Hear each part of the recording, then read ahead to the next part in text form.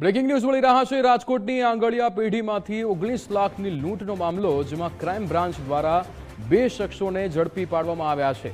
રમઝાન અલી અને પ્રવીણ ઝડપી પાડવામાં આવ્યા છે। મુખ્ય આરોપી આસુ અને ઇલુ હજુ પણ ફરાર છે। લૂંટમાં ખોટી નંબર પ્લેટવાળી બાઇક વાપરતા હતા। પકડાયેલા પ્રવીણ સામે રાજસ્થાનમાં ગુના નોંધાયેલા છે। મુખ્ય આરોપી આસુ સામે પણ 24 ગુના દાખલ છે। લૂંટની રકમમાંથી 2 લાખ રૂપિયા રિકવર કરાયા છે, ત્યારે સમગ્ર મામલે ક્રાઇમ બ્રાન્ચની વધુ તપાસ ચાલુ છે। ભાવનગર રોડ ખાતે આવેલ પ્રાઇમ એન્ટરપ્રાઇઝીસ નામની આંગળિયા પેઢીમાં એક લૂંટની ઘટના બની હતી, જેમાં સવારના ટાઈમે બે આરોપીઓએ એક હથિયાર બતાવી અને ફરિયાદી પાસેથી 19 લાખ રૂપિયા રોકડા લૂંટી લીધા હતા। માનનીય સીપી સર બ્રજેશકુમાર જાસર અને એડિશનલ સીપી સર ચૈતન્ય મંડલિક સર દ્વારા રાજકોટ શહેર ક્રાઇમ બ્રાન્ચ અને બી ડિવિઝનની ટીમોને આરોપીઓને ઝડપથી પકડી પાડવા માટે અને ડિટેક્ટ કરી મુદ્દામાલ રિકવર કરવા બાબતે સૂચના કરવામાં આવેલ હતી।